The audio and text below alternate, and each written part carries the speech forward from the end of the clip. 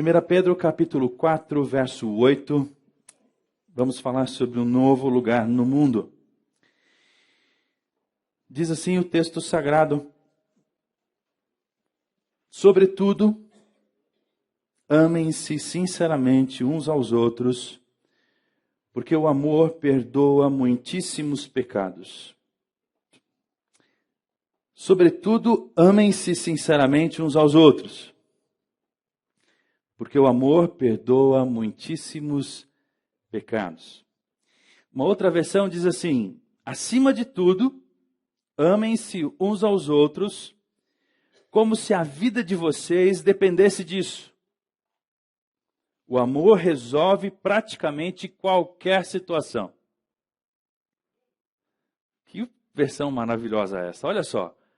Acima de tudo, amem-se uns aos outros, como se a vida de vocês dependesse disso. O amor resolve praticamente qualquer situação. E uma última versão: tendo antes de tudo ardente amor uns pelos outros, uns para com os outros, porque o amor cobre uma multidão de pecados. Semana passada nós falamos sobre o amor e o medo. E ficou para a gente pensar, da semana passada para cá, o que havia em Jesus que deixava as pessoas tão à vontade perto dele e ao mesmo tempo tão consciente de seus pecados. O que havia em Jesus que atraía pecadores para perto dele e deixavam, esses pecadores se sentiam à vontade perto de Jesus e ao mesmo tempo mais conscientes a respeito dos seus próprios erros, dos seus próprios pecados. O amor é uma emoção poderosa. Eu faço uma citação de um pequeno livro que me foi emprestado e eu pretendo devolver, viu, João e Lili? Um pequeno livro chamado Deus está nas Pequenas Coisas. Os autores é o Bruce e o Stan. E esse devocional diário diz assim: o amor é uma emoção poderosa, talvez a mais forte das emoções humanas. Ao mesmo tempo em que é tão procurado, sabemos que a oferta é pequena. Verdade isso, meus irmãos? O amor é tão procurado, é uma emoção que muita gente chega a morrer por causa de amor, mas é um artigo de luxo. É muito raro, é muito difícil, ele é pouco oferecido para nós. O amor, para você encontrar o amor, você tem que suar a camisa. Não raras vezes, o que se sente aqui no ambiente, na nossa congregação, no ambiente da fé ou no ambiente religioso, é exatamente o medo, não o amor. Porque o medo é usado, na minha leitura de maneira equivocada, para provocar mudança nas pessoas. Agora, nós afirmamos semana passada que em Jesus o medo simplesmente não existia. Fica esse paradoxo para a gente entender e esse desafio para a gente administrar. Por que diante de Jesus o medo não existia? Por que diante de Jesus os pecadores se sentiam atraídos por ele? E por que às vezes diante dos discípulos de Jesus as pessoas sentem dificuldade, sentem rejeição, sentem medo? O que tornaria o ambiente da igreja, a comunidade do povo de Deus, mais atraente ao pecador? Dias atrás, conversávamos lá no nosso grupo de estudos sobre adoração, aos domingos de manhã, sobre uma forma de lidarmos com a igreja, mas numa perspectiva corporativa, onde o membro da igreja é o cliente e nós temos que satisfazer os clientes, porque é uma máxima no mundo, né, que diz que quem manda é o cliente. O cliente sempre tem razão. E aí a gente ficou falando, bom, se a gente for transformar a igreja numa coisa que os clientes gostem, nós vamos trair as escrituras, porque nós não fomos chamados para agradar os clientes. Nós só temos um cliente aqui, se é que é o nosso cliente. Nós só temos a Deus para agradar. Nós não temos mais ninguém para agradar. Nós não estamos aqui para nos agradarmos mutuamente. Nós estamos aqui para agradar a Deus, porque sabemos que agradando a Deus é tudo que de melhor nós podemos fazer por nós mesmos, não é verdade?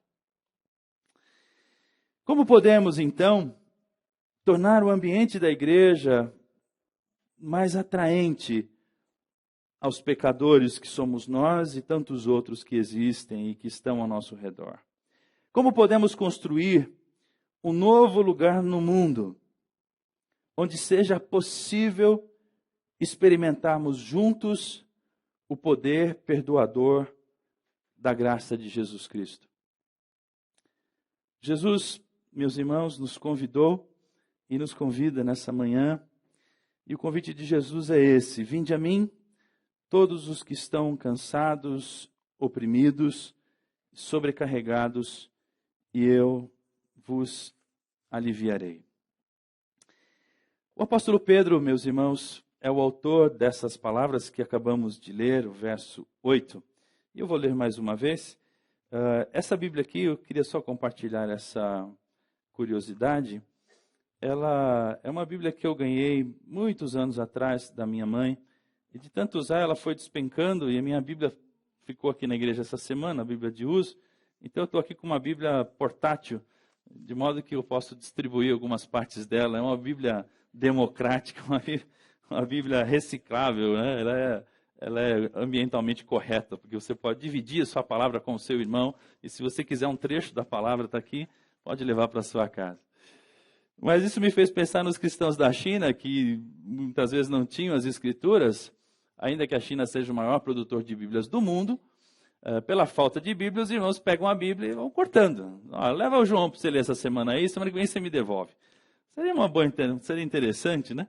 A gente dividir as escrituras assim em pequenos trechos. Mas o apóstolo Pedro, é o autor destas palavras e o autor dessa carta. E eu queria só costurar um pouquinho do cenário que eu entendo que estava na mente do Pedro quando ele escreveu isso que ele escreveu.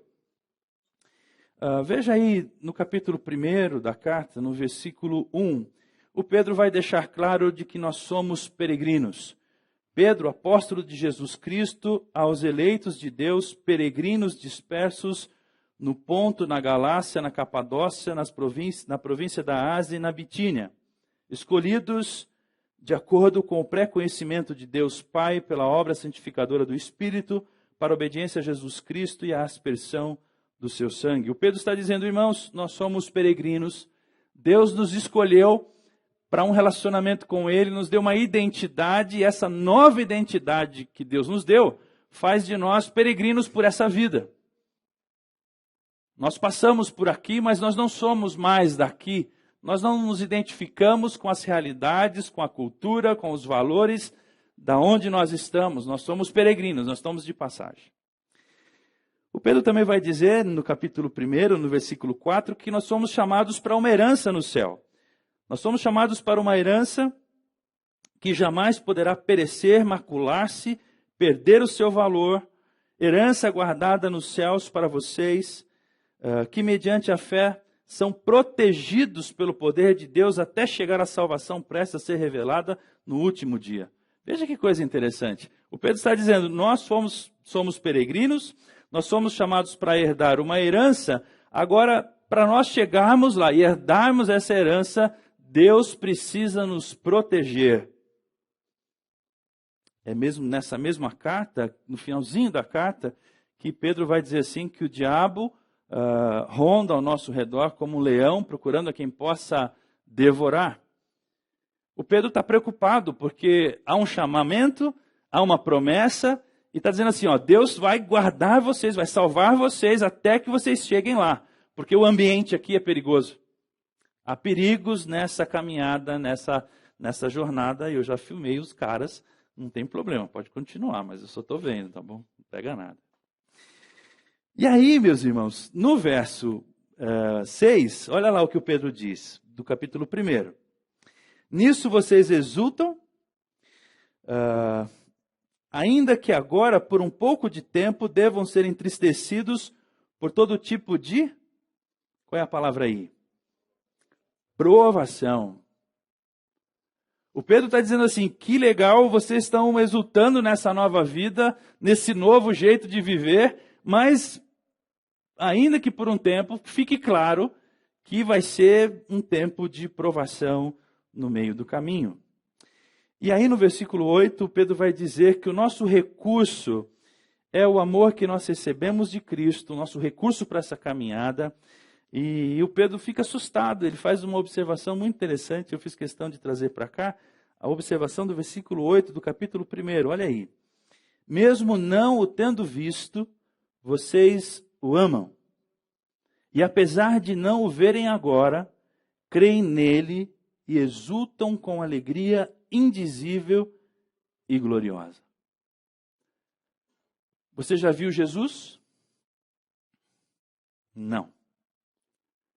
Mas você tem uma alegria indizível, que você não consegue dizer como é, por causa dele? O Pedro está dizendo assim, irmãos, que coisa bacana isso. E esse é o grande recurso que vocês têm, esse amor que receberam dele, esse amor que sentem por ele, mesmo que vocês não tenham o visto como eu o vi, mas vocês sentem, percebem, vivem, experimentam uma alegria indizível e gloriosa. O que se segue é uma luta ferrenha e mortal, meus irmãos, contra a nossa própria vontade. Veja aí o capítulo 1, versículo 14. Como filhos obedientes, não se deixem amoldar pelos maus desejos de outrora, quando viviam na ignorância. O Pedro sabe que essa proposta de Deus, esse caminhar com Deus, essa vida com Deus, ela é difícil para nós.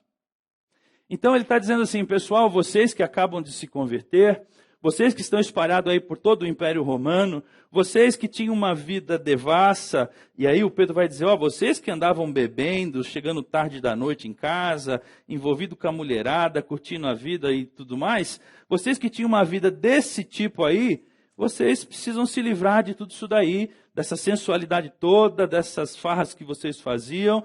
E é interessante, o Pedro vai dizer no capítulo 4, versículo 4, que os seus amigos acham estranho que você deixou eles para lá, você parou com essa vida e agora você está vivendo uma vida totalmente diferente. O Pedro sabe que a vida que nós tínhamos, ou essa vida natural, sem essa força, sem esse poder de Deus para garantir a nossa salvação, ela ainda está viva dentro de nós e a gente fica bem afim de abraçar ela. Quando menos percebe, você está de novo abraçado com a vida velha que você tinha e com o homem velho que você era. Pedro sabe disso. O verso 18 do capítulo 1, no verso 14, ele fala dos maus desejos. E no verso 18 ele fala de uma coisa que eu espero que não seja um problema para você, mas eu acho que é um problema para a maior parte das pessoas. Veja aí, capítulo 1, verso 18. Pois vocês sabem que não foi por meio de coisas perecíveis como prata ou ouro que vocês foram redimidos da sua maneira vazia de viver. O Pedro está se referindo aqui à obra de Cristo na cruz, tá certo? Mas isso aqui também serve para a gente pensar nos nossos dias, porque parece que o que enche a nossa vida é prata e ouro. O maior equívoco do nosso tempo é achar que a grana, o dinheiro, o carro novo, a casa nova, os bens é que livram você de uma maneira vazia de viver. Não é verdade. O Pedro está dizendo assim, vocês sabem que o que preencheu o vazio do seu coração não foi prata nem ouro. E o que pode preencher o vazio do seu coração continua não sendo prata e ouro. O que preencheu o vazio do coração de vocês, o apóstolo Pedro vai dizer aí, foi o precioso sangue de Jesus, o Cordeiro de Deus, sem mancha e sem defeito. Foi Ele que reconciliou você com Deus, e a sua reconciliação com Deus trouxe para a tua vida respostas e densidade e trouxe paz para o seu coração. Agora o Pedro continua, estou cismado com o João, é o Pedro. O Pedro continua preocupado, meus irmãos. Veja aí no capítulo 2, verso 1. Portanto, irmãos, livrem-se de toda maldade, todo engano, toda hipocrisia e inveja e toda espécie de maledicência. Olha a listinha do Pedro, não do João. Maldade, engano, hipocrisia, inveja e todo tipo de maledicência. É engraçado o Pedro falar isso para os irmãos, né? Irmãos, para de ser invejoso. Parece que vocês não vão se ofender. Esse foi o Pedro que disse para a igreja lá. A igreja aqui não tem nenhum invejoso, nenhum maldoso, nenhum enganado aí, né? Um hipócrita, não tem. Inveja não tem, maledicente muito menos. Ninguém aqui fala mal de ninguém. Nós aqui não temos esse problema, Pedro. Amém, irmãos? Mais ou menos. Mais ou menos. Porque a gente tem hora que trupica, né, pessoal? Quando você menos espera, falei de novo. E aí, meus irmãos, o Pedro ainda está pouquinho preocupado. Veja aí no capítulo 3, verso 8 e 9. Quanto ao mais, tenham todos o mesmo modo de pensar, sejam compassivos, amem-se fraternalmente, sejam misericordiosos e humildes. Não retribuam mal com mal, nem insulto com insulto. Ao contrário, bendigam, pois para isso que vocês foram chamados, para receberem a bênção por herança. Veja que interessante o Pedro está falando. Olha, pessoal, não entre nessa pilha aí da maldade, etc. e tal. Não é essa a agenda de vocês. A vida de vocês, vocês têm que procurar ter o mesmo modo de pensar, ser compassivos, pacientes, ter amor fraternal, ser misericordioso, humilde. E quando você receber o mal, faça igual Jesus, não combata o mal com o mal, mas o mal com o bem. E aí é bem difícil esse paradoxo de viver fazendo o bem e receber o mal como recompensa. E não poucas vezes você se converte e a sua vida piora.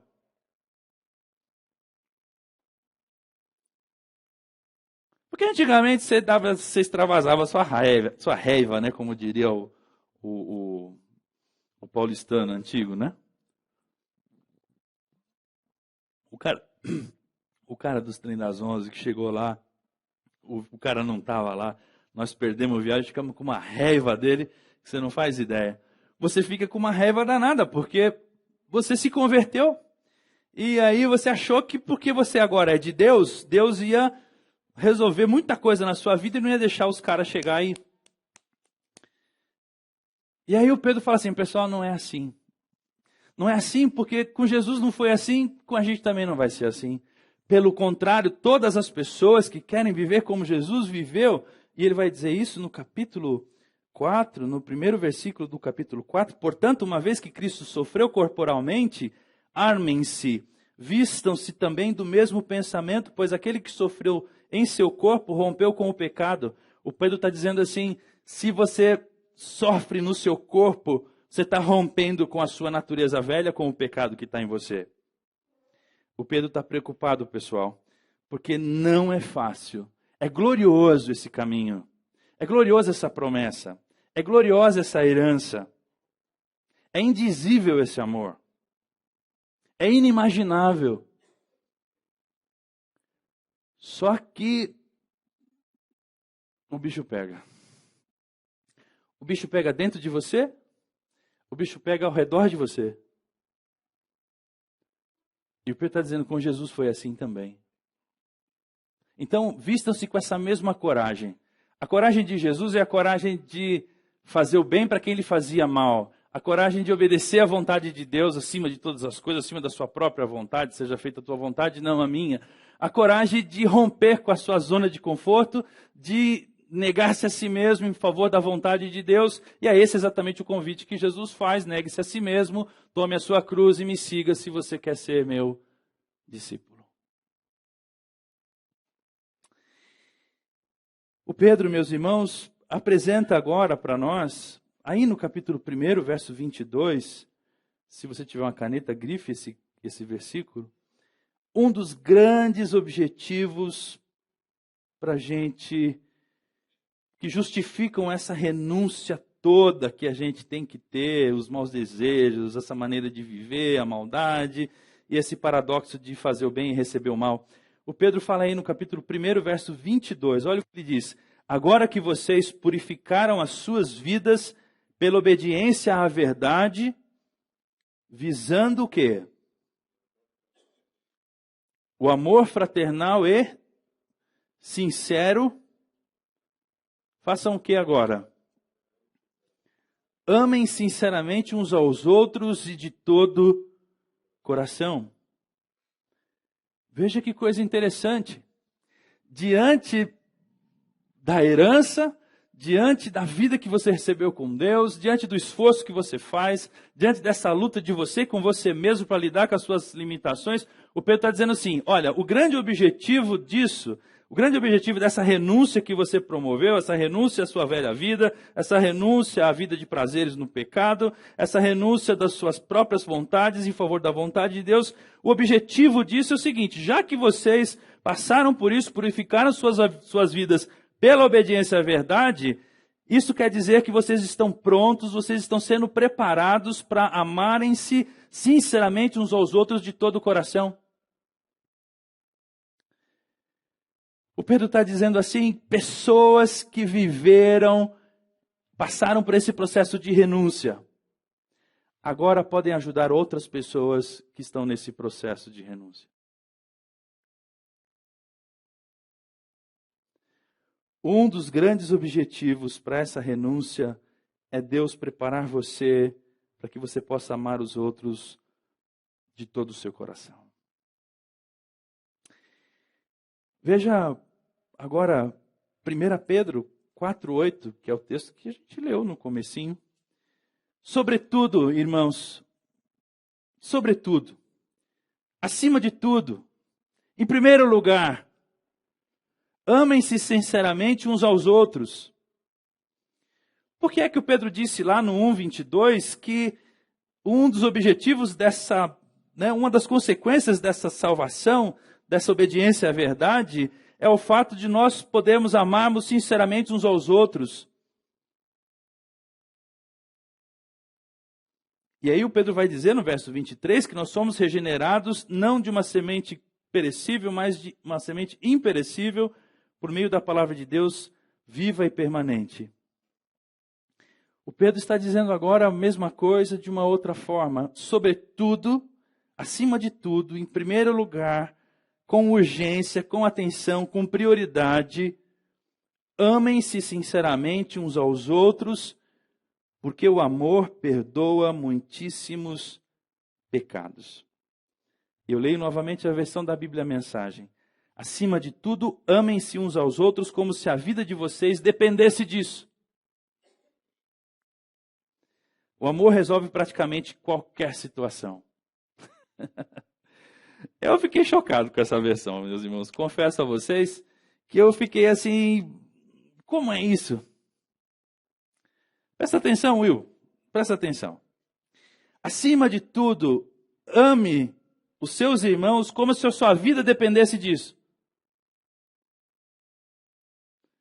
A gente não acha que a nossa vida depende disso. Do que você acha que a sua vida depende? Seja do que for, seu esforço próprio, seu trabalho, a sua vida depende da sua família, depende, sei lá do quê. Eu acho que não passou pela sua cabeça isso. E como as Bíblias sempre têm razão, então nós vamos dizer que a Bíblia está certa e nós estamos errados. Seja qual for a nossa justificativa, tá certo? Então vamos olhar e perguntar, bom, por que a Bíblia está dizendo isso? A Bíblia está dizendo, acima de tudo, amem-se uns aos outros, como se a vida de vocês dependesse disso.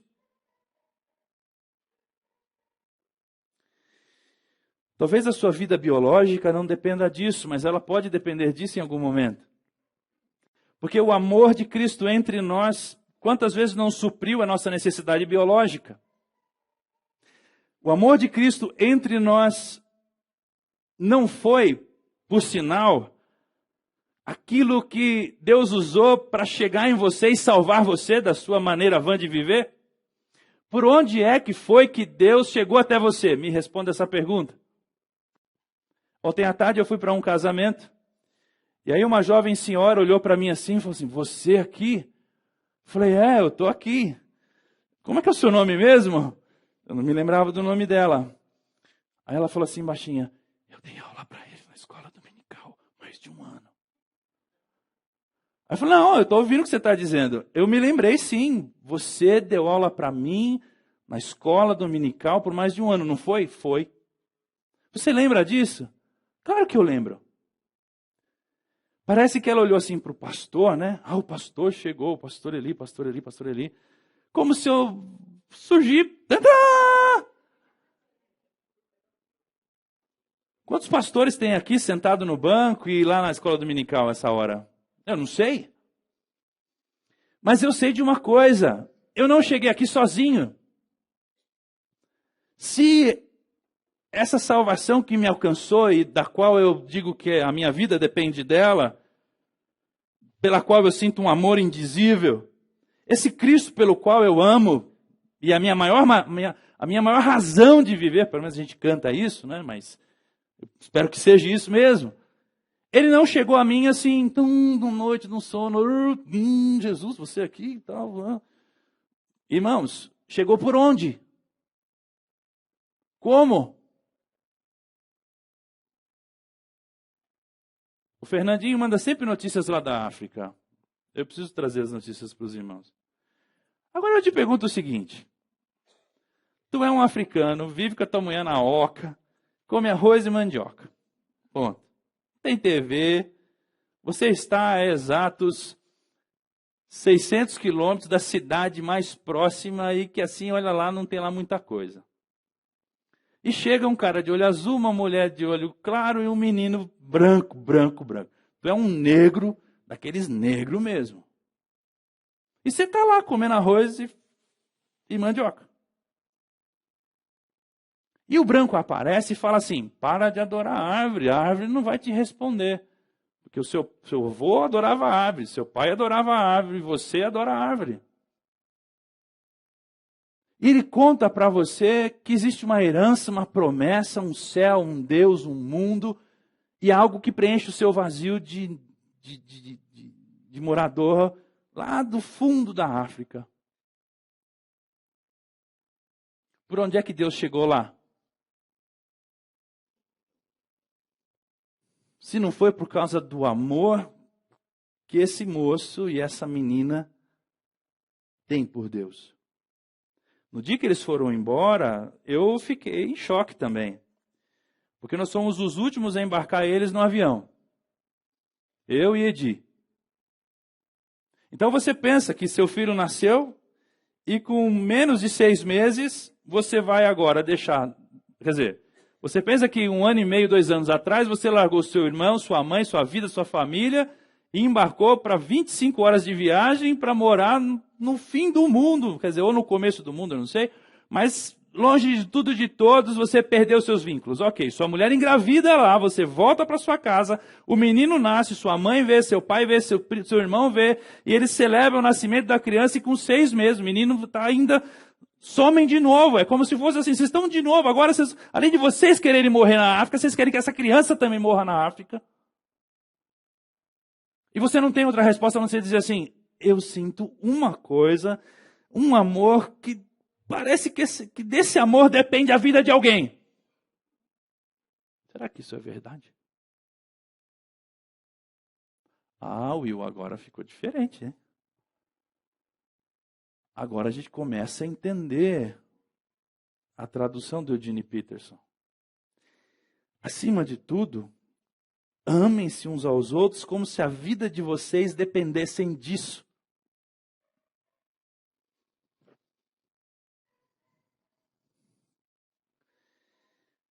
Aí ele conclui assim, o amor resolve praticamente qualquer situação. E eu, curioso que sou, já fiquei pensando, mas não é que é verdade? Pensa numa situação ruim. Taca-lhe amor nessa situação. Resolveu? Resolveu. Inclusive o amor resolve o maior dos problemas que a gente tem. Qual é o maior dos problemas que todo ser humano tem? É prisão de ventre. É morte. O maior dos problemas que o ser humano tem é a morte. Posso fazer uma pergunta? O amor resolve o problema da morte? Sim ou não? Entendeu? Entendeu? Porque acima de tudo, entendeu? Porque você tem que, em primeiro lugar, sobretudo, pensar nisso. Eu concluo a introdução dizendo assim: ao que parece, Pedro está consciente que alguém que fora chamado para viver uma nova vida ao lado de Cristo precisa de um novo lugar para viver.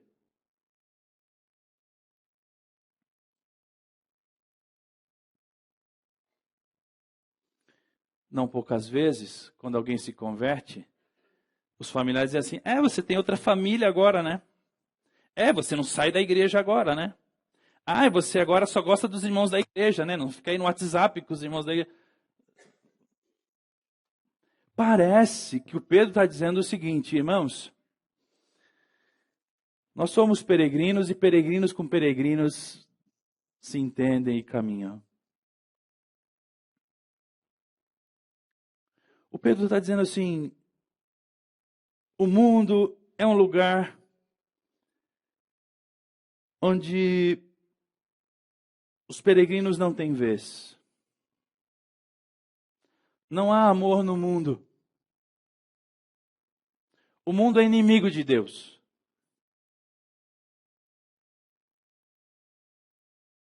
Nós somos o povo de Deus. E o povo de Deus ama como Deus ama. E o povo de Deus é quem dá densidade ao amor de Deus. O Pedro está dizendo assim: pessoal, não está fácil para ninguém. Inclusive no verso 7, um pouquinho antes, ele vai dizer assim: olha, o fim de todas essas coisas está próximo. Portanto, sejam criteriosos e estejam alertas, dediquem-se à oração. E aí ele vai dizer: sobretudo, amem-se sinceramente uns aos outros.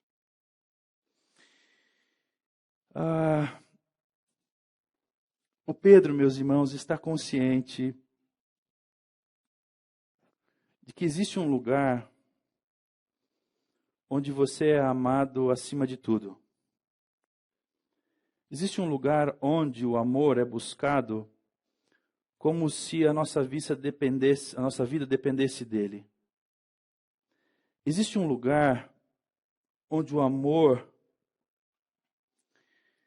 pode cobrir uma multidão de pecados. Um lugar onde o amor restaura qualquer coisa. É desse lugar que o Pedro está falando. O 1 Pedro 4,8 diz assim, a minha versão antiga era bem pequenininha, agora eu estou velho, essa aqui eu ganhei quando eu era criança, né? Então eu tenho que fazer assim, meus irmãos, e tentar chegar lá.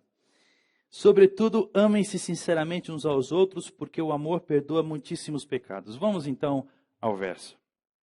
A recomendação de Pedro é fundamental, meus irmãos. Sobretudo, amem-se sinceramente, ou outras versões vão dizer ardentemente uns aos outros. Ele recomenda uma relação afetuosa como elemento fundamental para que o pecado seja tratado, coberto, apagado ou resolvido. O Pedro está dizendo assim: se vocês se amarem afetuosamente, se vocês se amarem assim calorosamente, uma multidão de pecados vai ser apagada, vai ser encoberta. Nós vamos ter uma porção de problemas resolvidos se vocês se amarem assim. O que ele não está dizendo? O que o Pedro não está dizendo? O Pedro não está dizendo que ele não está falando de um amor que, de tão intenso que é, torna-se incapaz de ver e apontar o pecado. Tipo amor de vô e vó. Eu sei disso porque eu estou agora nessa categoria. Estou começando só estou começando a estragar só os netos. O Pedro não está falando de um amor que de tanto amor, porque eu fico assim, meus irmãos, eu abro o celular e fico olhando, Eu preciso tirar a Elisa da tela do celular, sabe? Porque toda vez que eu abro para fazer uma ligação, eu dou uma paradinha. Não, deixa eu ligar, né? Porque você fica agora numa outra dimensão daquele amor, é um amor diferente, né? Um amor de vô e vó e tal e tal. Quem é vô e vó já sabe o que eu estou falando. Quem não é, peça a Deus que te dê essa oportunidade. Não é desse amor que o Pedro está falando. O Pedro não está falando de um amor que, de tão forte, é capaz de varrer as coisas para debaixo do tapete. Não, não é isso. O Pedro também não está falando de um amor que fecha os olhos e joga tudo para a escuridão, para debaixo do tapete, sem lidar literalmente com o problema, com o pecado. O Pedro não está falando assim, se você fizer de conta que não está acontecendo pecado nenhum na igreja, empurrar esses problemas para debaixo do tapete, vai ficar tudo bem. Não é isso, não é esse o conselho de Pedro, não é. E não é mesmo. O amor de Jesus que atraía os pecadores nunca ignorava os pecados deles. No entanto, não era revelado com o dedo em riste, pelo tom acusador de suas palavras ou pelo olhar reprovador. Veja quem está falando isso aqui, meus irmãos. Transporte agora a sua mente para o dia que Jesus se encontra com Pedro, depois de Pedro negá-lo. Transportou? É o mesmo Pedro que está falando isso. O Pedro está falando isso por experiência própria. Olha isso aqui. O Senhor voltou-se e olhou diretamente para Pedro.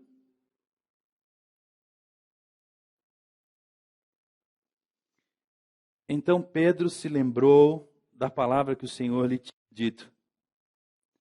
Antes que o galo cante hoje, você me negará 3 vezes. O Senhor voltou-se e olhou diretamente para Pedro.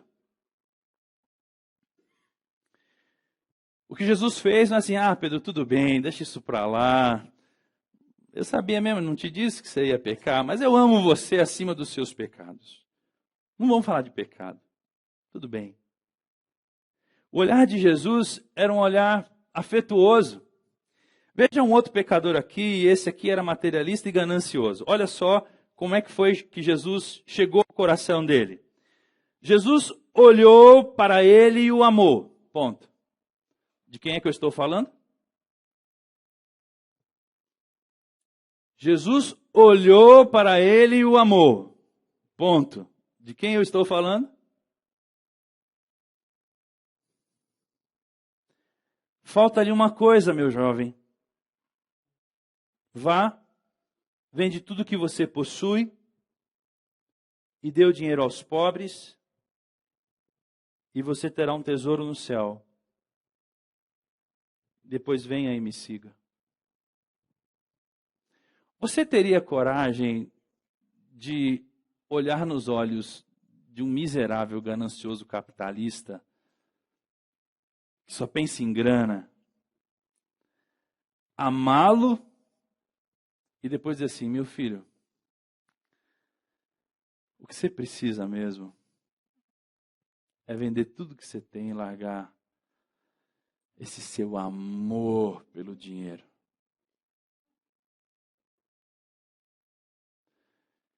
Essa é uma forma, meus irmãos, que é por isso que os pecadores se atraíam para Jesus.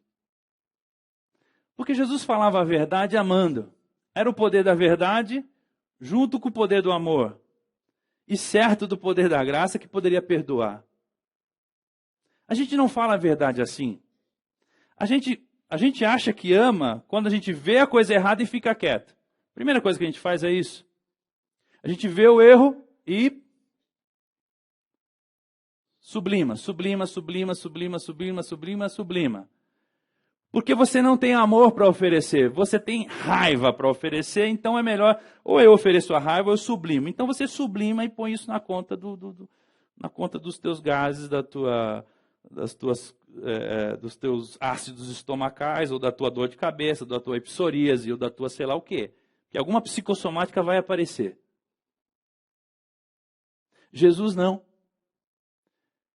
Ele olha e fala assim, eu tenho que amar esse cara que não merece ser amado.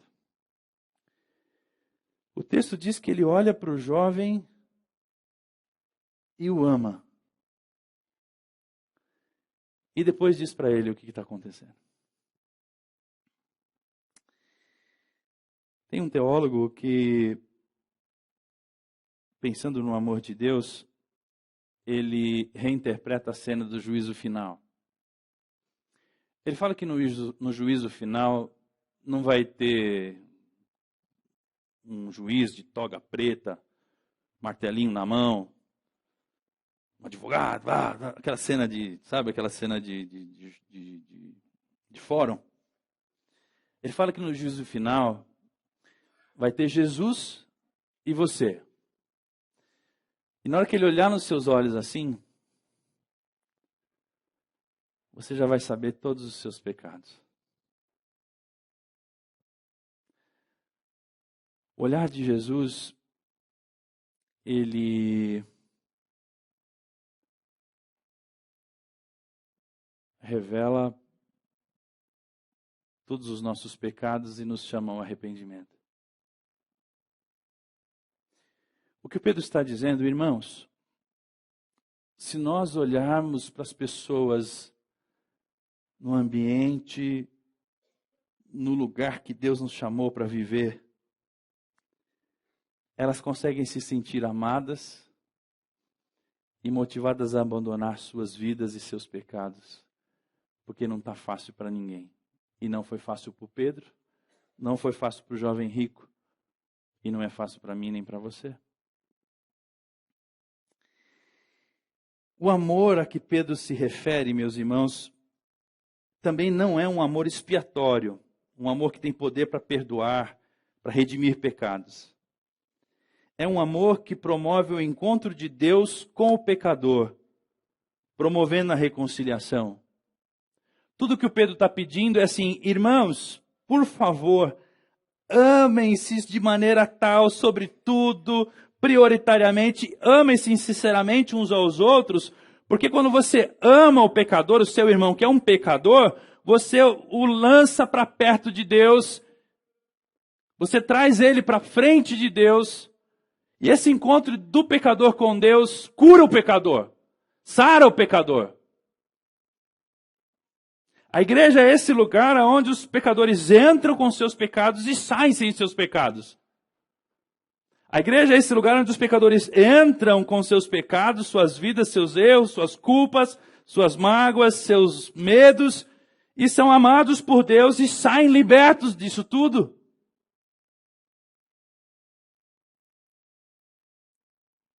A igreja não é um lugar para trazer mais medo. Porque o amor perfeito, aperfeiçoado, lança fora todo medo. Eu fiz um post no grupo dos casais, se você não viu, você vai ver. Eu postei o sermão de domingo passado lá dizendo assim, mais ou menos assim. O casamento é um lugar onde o amor vai expulsar o medo, não o oposto disso.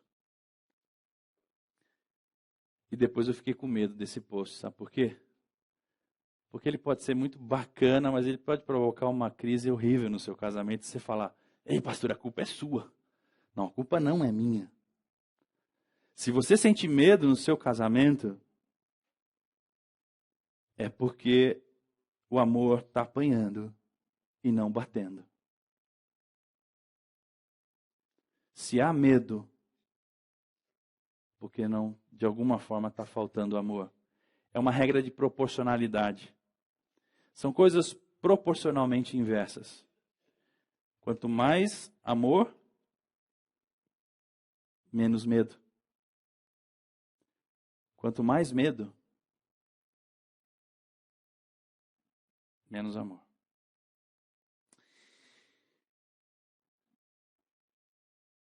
O amor, meus irmãos, que o Pedro se refere, então não é esse amor expiatório. O Pedro sabe que, acima de tudo, o mais importante, o mais necessário para aqueles pecadores que estão enfrentando os seus pecados e lidando com os seus segredos inconfessos da sua alma, é o amor intenso uns pelos outros. Esse negócio de segredos inconfessos da sua alma, deixa eu explicar o que é isso. Vez por outra aqui na igreja, eu fico sabendo que alguém tem um BO horrível na sua vida e que eu não sabia de nada. Vez por outra, eu fico sabendo assim, mas você está de brincadeira? Fulano fez isso? Fulano está desesperado desse jeito? Ciclano, aquela irmã não pode ser. Aí eu fico assim...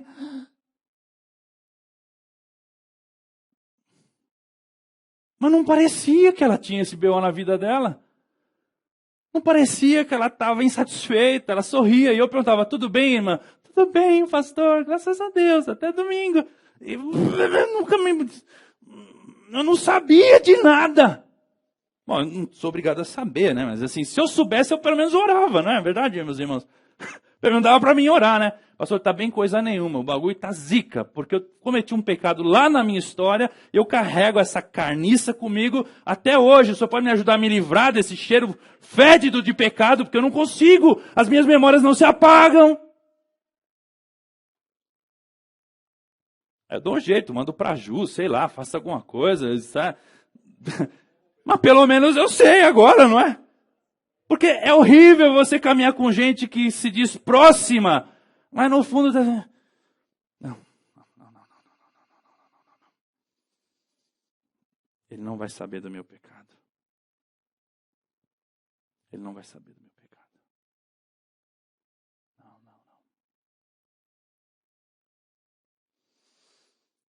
O Pedro está dizendo assim, irmãos, se esse novo lugar que Deus preparou para você existir for o amor, esse amor vai encobrir uma multidão de pecados.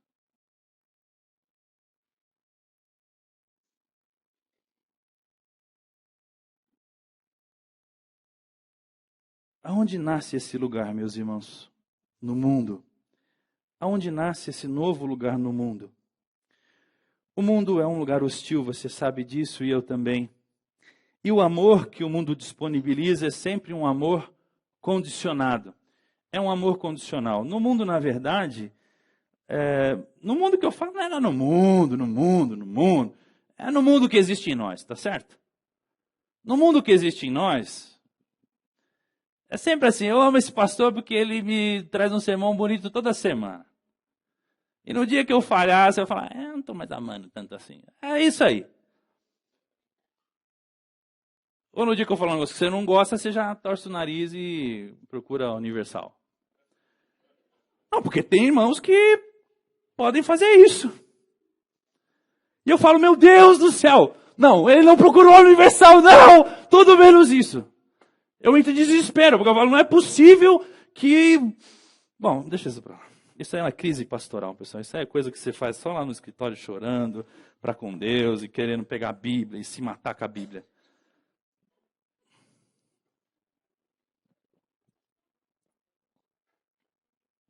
Aí você recebe um zap do tipo assim, fui para o Universal porque lá eles têm poderes para lidar com as potestades que acabaram com a minha vida. Ai, sua potestade maldita. Vixe, não. É melhor nós ficar debaixo do sangue de Jesus, pessoal. Então o mundo é isso aí, pessoal. Mas é verdade que nenhum de nós consegue enfrentar o pecado num ambiente hostil, não é verdade?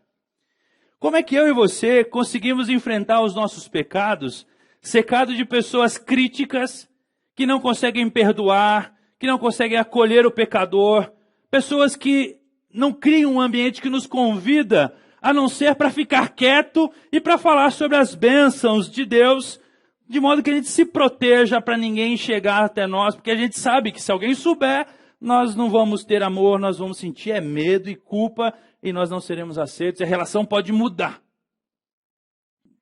No ambiente que falta amor, sobra crítica, sobra incompreensão, sobra conflitos. Eu não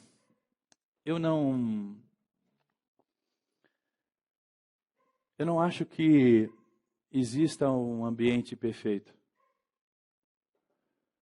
Mas eu acho que existe um ambiente consciente das suas imperfeições. Para nós que somos dessa igreja, nós dizemos, nós não somos perfeitos. Nós somos conscientes das nossas imperfeições. O nosso amor não é perfeito.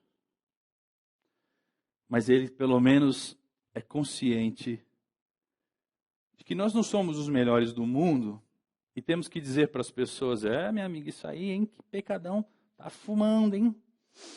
Mas isso aí, Deus, acho que Deus, não sei não, hein? Quantos anos faz? Não passa, né? Isso é falta de Jesus, viu? Nós não somos desse tipo.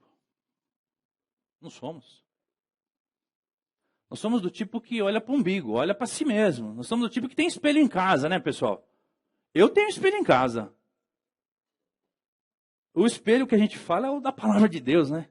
Nós somos do tipo que olha para a palavra de Deus e fala assim, Senhor, obrigado porque o Senhor nos recebeu, obrigado porque o Senhor é perfeito, o Senhor é santo, o Senhor é justo, o Senhor é bom, e ainda assim quis mesmo ser nosso amigo. E foi o Senhor que começou essa história, o Senhor nos amou primeiro, não fomos nós que demos o passo para isso, a gente nem queria, a gente nem ligava para você. Foi o Senhor que veio até nós, foi Ele. Pelo menos isso a gente sabe. Essa semana eu perguntei para um jovenzinho que congregou com a gente aqui há algum tempo. Falei assim, mano, você me permite fazer uma pesquisa de mercado com você, de clientes, de usuários da igreja? Ele deu risada e falou, tudo bem.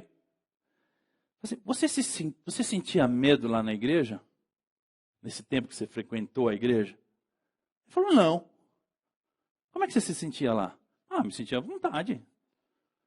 Me sentia legal, achei que os irmãos me amam tanto, me amavam tanto, eles estavam felizes comigo lá.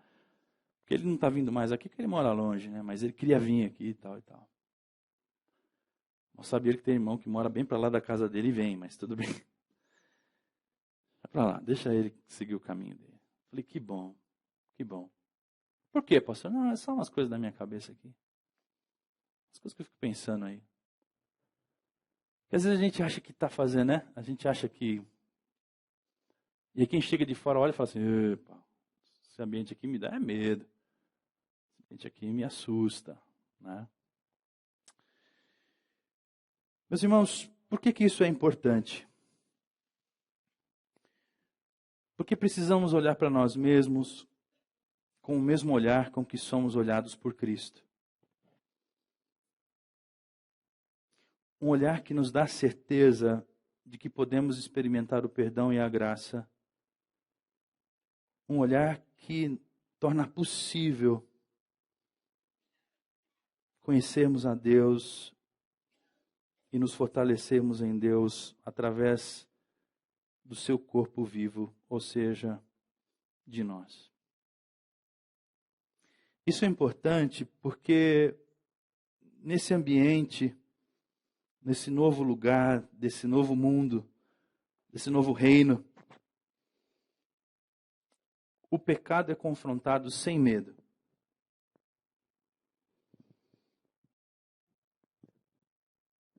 A palavra confrontado não é das melhores, não é mesmo?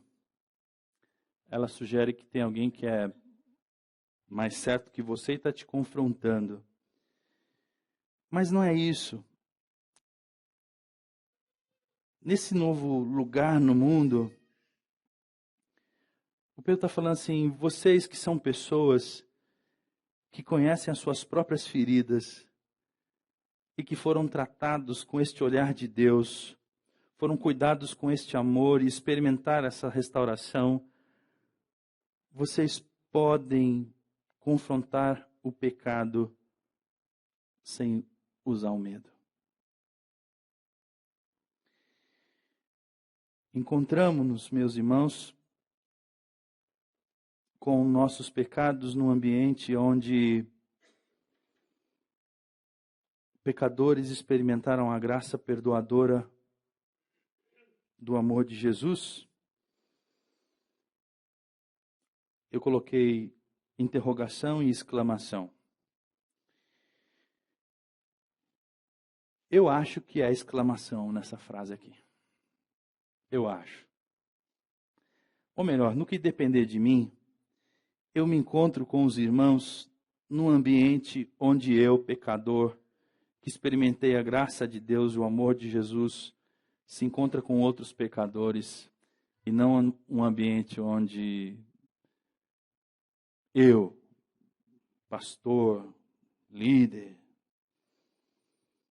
Hoje minha irmã soltou uma palavra lá em cima que eu adoro assim ouvir.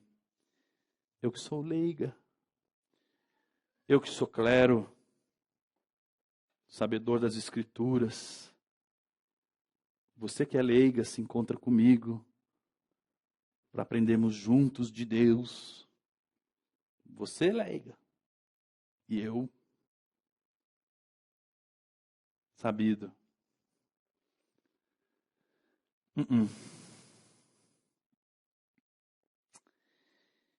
Por que o amor cobre uma multidão de pecados?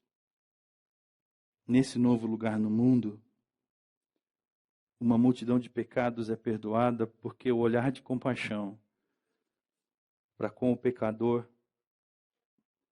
dá densidade ao mesmo olhar com que fomos contemplados por Deus em Cristo Jesus. É isso.